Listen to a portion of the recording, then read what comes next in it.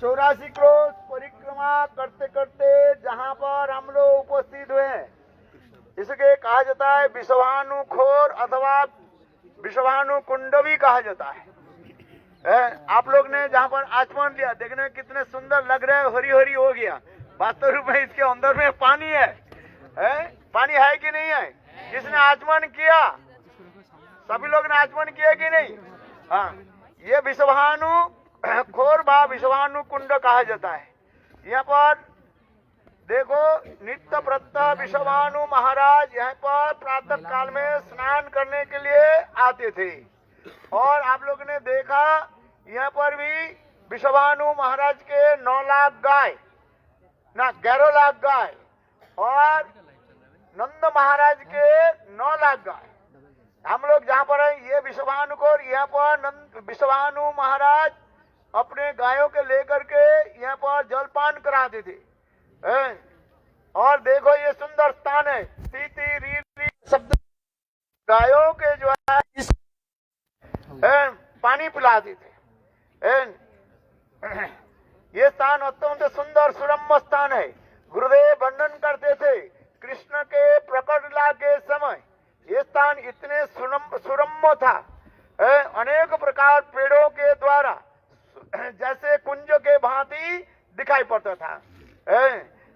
पाकुड़ आदि अनेक प्रकार के वृक्ष आदि सघन वृक्ष के द्वारा ये स्थान घिरे हुए थे। और निकट में गोचारण भूमि था। अभी तो यहाँ पर मकान हो गया दिख रहे, किंतु कृष्ण के समय, कृष्ण लीला के समय ये सुंदर सघन वृक्ष आदि के द्वारा भरा हुई थी। और कुछ दूर जो है गोचारण भूमि, जहाँ पर विषभानु महाराज गोचार अपने गायों के लेकर के चराते थे, ये गोचारण भूमि था। बहुत सुंदर ये स्थान है। इस स्थान की कथा इस प्रकार वर्णन है। एक दिन विषभानु महाराज प्रातः काल में यहाँ पर जब स्नान करने के लिए आए और देखा क्या, जब एक डुबकी लगाया, दूसरी डुबकी लगाया, देखा क्या इस पोखर के बीच में अनेकों शतकमल के द्वारा परिवेष्टित एक सुंदर बालिका प्रकट हुई। देखने में इतने सुंदरी थी, नन्हे मुन्ने अत्यंत सुंदर। उनके शरीर पर कोई कपड़ा नहीं था, केवल कमर में एक कर्धनी मात्र है। और उनके इतने सुंदर घुंघराले वाले बाल, और मानो मंद मुस्कान करते हुए, और अपने क्या बोलते अंगूठी पैर के अंगूठे के अपने मुंह में लेकर के चूस रही है और किलकिलारी मारे। इतने सुंदर वो सुंदर थे, जिससे वर्णन होता है करार विंदे पदारविंद, पदारविंद मुखारविंद, विनी विसंत ब्रजेश्वरी बोले राधा रानी की जय। ऐसे सुंदर जो है अपने हाथों के द्वारा अपने उंगली के पकड़ी हुए है और ऐसे चूस रही है, जैसे साधारण बालिका जैसे करती। ठीक उसी प्रकार ऐसे सुंदरी को देखा। कल्प भेदेषु हरि कथा, विभिन्न कल्प में विभिन्न प्रकार की राधा जी की जन्म वृत्तांत व आविर्भाव की कथा शास्त्र में वर्णन है।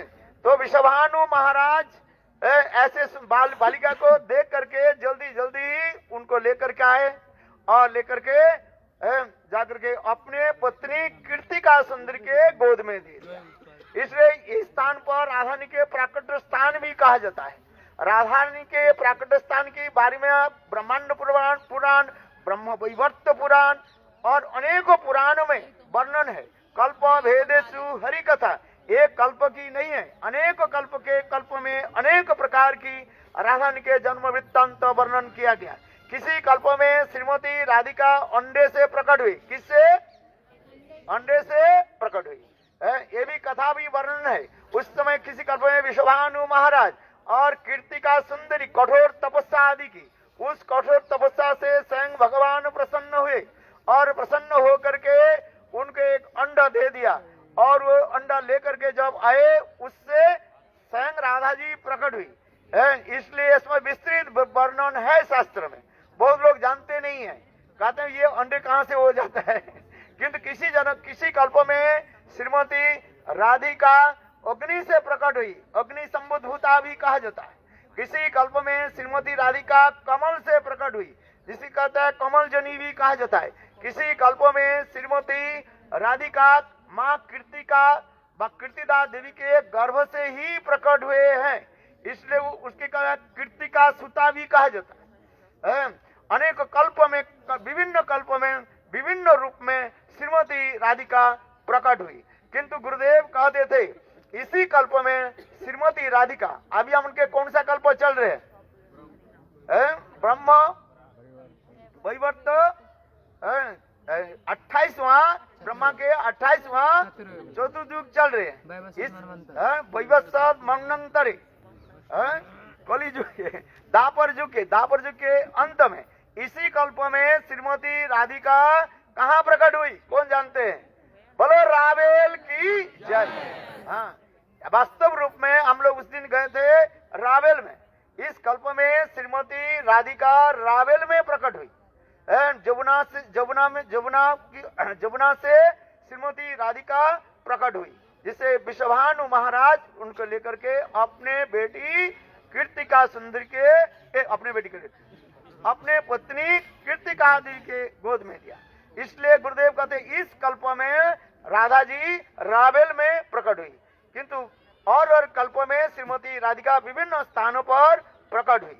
ये हम लोग जहाँ पर आए, ये बरसाना स्थान कहा जाता है। देखो, विश्वभानु महाराज और नंद महाराज, ये दोनों एक साथ में इतने मित्रता रहते थे।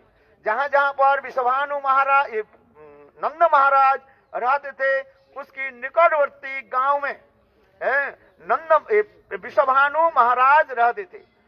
दोनों के साथ इतने परम मित्र है। मित्र क्या करते हैं? दोनों एक साथ में अच्छा रहता है। भाई देखो, आपके पड़ोस यदि अगल बगल में रहने वाले व्यक्ति हो ना, वो अच्छा लगता है, किंतु बगल में रहने वाले दूसरे कोई विधर्मी हो तो माइक फाड़ देंगे और वो ये करने नहीं देंगे। इसलिए मेरे कहने की तात्पर्य है, देखो रहना कहाँ पर है? पहले रहना उसी स्थान पर है, दोनों मित्र लोग रहे। अमित्र बात दुश्मन के साथ रहने से आपके फायदा कुछ नहीं होगा। इसलिए देखो, मैं इसलिए कह रहा हूँ, विश्वभानु महाराज नंद महाराज की इतनी मित्रता थी। जहाँ पर विश्वभानु महाराज यह बरसाने में रहते थे और नंद महाराज नंद गांव में रहते थे। जब ये नंद गांव छोड़ करके नंद महाराज चले गए नंद गोकुल में, तब उस समय विश्वभानु महाराज भी इस स्थान को छोड़ करके कहाँ चले गए? रावेल में चले गए। नंद गोकुल के फिर विश्वभानु नंद महाराज जब नंदगांव करो गोकुल के छोड़ करके जब वो चले गए, क्या बोले? महावन गोकुल चले नहीं, आगे छठीकरा चले गए। और उस समय विश्वभानु महाराज चले गए राल में रहने लगे। और इसी प्रकार ब्रज में जहां जहां पर विश्वभानु नंद महाराज रहते थे, उसके निकटवर्ती गांव में विश्वभानु महाराज रहते थे। ये दोनों के इतने परम मित्र है। ये स्थान को जब हम लोग आए, इस स्थान के महिमा तो आप लोग ने श्रवण किया। वास्तव ये स्थान के कहा जाता है बरसाना भी कहा जाता है। बरसाना किसलिए कहा जाता है? वर्षा क्या, जो बारिश होती है। बोले बारिश क्या? यहाँ पर प्रेम की बारिश होती रहता है। क्योंकि विश्वभानु नंदिनी श्रीमती राधिका वास्तव में राधिनी शक्ति स्वरूपिणी श्रीमती राधिका आनंद की जहाँ पर बारिश हो। हम लोग कहाँ रहना चाहते हैं? जहाँ पर प्रेम प्रीति हो, वर्षा हो, प्रेम की वर्षा हो, वहीं पर रहने चाहते हैं। ये बरसाना शब्द की अर्थ होता है जहाँ पर यहाँ पर प्रेम की वर्षा राधिनी शक्ति स्वरूपिणी श्रीमती राधारानी के स्थान है। हम लोग वास्तव आए हैं, ये कहाँ पर आए हैं? हमारे अपने आराध्य देवी के स्थान पर आए हैं। हमारे भक्ति विनोद ठाकुर भी कीर्तन में क्या कहते हैं? विश्वभानु पूरे जन्म लोइब जाबटे विवाह होबे। विश्वभानु पूरे जाबटे विवाह होबे। कहाँ जन्म का होना चाहिए? विश्वभानुपुर। ये विश्वभानुपुर कहने से बरसाना, विश्वभानुपुर कहने से भी विश्वभानु महाराज के जहाँ पर वासस्थान है वहीं पर भी जन्म होने, जैसे राधा जी जिस कल्प में रावेल में जन्म लिया, आपके जन्म कहाँ होनी चाहिए? रावेल में होना चाहिए।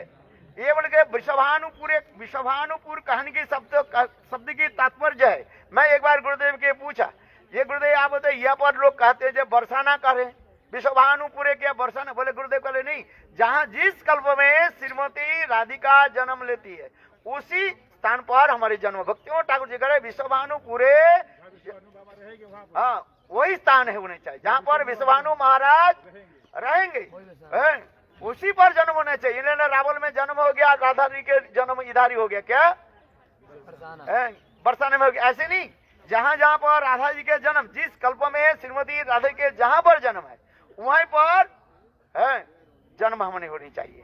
और शादी का होना कहाँ चाहिए? शादी करना है कि नहीं है? गुरुदेव एक बार कह रहे थे, बोले जब तक शादी नहीं करोगे तुम्हारे सिद्धि तब तक नहीं होगी। शादी करना पड़ेगा। ब्रह्मचारी वानप्रस्थ और सन्यासी के काम नहीं है, काम है और बताओ।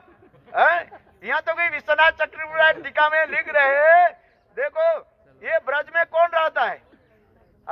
ब्रज में जो रहते हैं ना सब गृहस्थ लोग रहते हैं, सब ब्रज। वो मधुमंगल सिंगारस के नहीं है, सिंगारस की बात बता रहा हूँ। ये छेड़ रहे हैं हमारे साथ। सिंगारस की जय। देखो गोपी बनना चाहती हो ना, गोपी का जब शादी बिना आपके नहीं हो, शादी नहीं हो। इस जगत में तो शादी क्या बोलते हैं आप लोग? बोलते हैं ना इस जगत में शादी क्या है? बर्बादी। किंतु वहीं पर बर्बादी नहीं है, वहीं पर आबादी होते हैं। वहीं पर उस जगत में शादी क्या है? आबादी हो जाता है। यहाँ पर तो बर्बादी हो जाता है। चलो यहाँ पर भी आबादी करो, बर्बादी करो, जो भी करो कोई बात नहीं है। किंतु हमारे भक्ति मनोहर ठाकुर किंतु ये वास्तव रूप में ही कह रहे भक्ति मनोहर ठाकुर कमल मंजरी और सप्तम गोस्वामी भक्ति मनोहर ठाकुर कह रहे हैं विश्वभानुपुरे जन्म हुई भी। और कहाँ शादी होनी चाहिए? जावट में होनी चाहिए। अच्छा, श्रीमती राधा के विवाह जो है जावट में, लोक रीति के अनुसार। वास्तव रूप में श्रीमती राधा जी के तो विवाह जो है वो जोग में कराया। वास्तव रूप में कृष्ण ही नित्यपति कहा जाता है। तो ये समस्त भाव है। हम लोग यहाँ पर जो आए हैं यही भावना लेकर के आए। यहाँ पर बहुत सुंदर सुंदर लीलाएं हैं। अभी वैष्णव लोग वर्णन करेंगे। यहाँ से हम लोग जाएंगे साकरी खोर जाएंगे, चिकसौली जाएंगे, और जब मोर कुटीर, दानगढ़, मानगढ़, विलासगढ़ और ये सब स्थान दर्शन करते हुए, देहकुंड आदि सब दर्शन करते हुए हम लोग ऊपर में चलेंगे। ऊपर में कहाँ चलेंगे? उधर क्या है? अरे ऊपर में जाकर के राधा कृष्ण के मिलन स्थल, लोग कहते हैं वो जन्म स्थान है।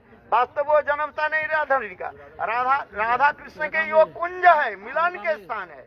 और इधर हम लोग जाएंगे, नीचे जो आएंगे वहीं पर राधा जी की जन्म स्थान है। किंतु बहुत लोग वो स्थान को दर्शन करते नहीं है। गौड़िया वैष्णव छोड़ करके राधा जी के जन्म स्थान किसी दर्शन नहीं करते हैं।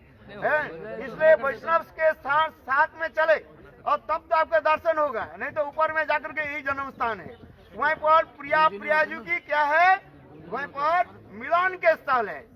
वास्तव राधानी के जन्म स्थान जो है जहाँ पर कृतिका देवी, विश्वभानु महाराज और आनंद मंजरी और उनके भाई श्रीराम जो रहते थे वो नीचे है। केवल हम लोग गौड़ीय वैष्णव लोग जाते हैं, बाहर के लोग जानते हैं निवास। ऊपर में देख करके नीचे उतर करके लस्सी पी लिया और चल दिया। वृंदावन बिहारी लाल, जय जय श्री राम।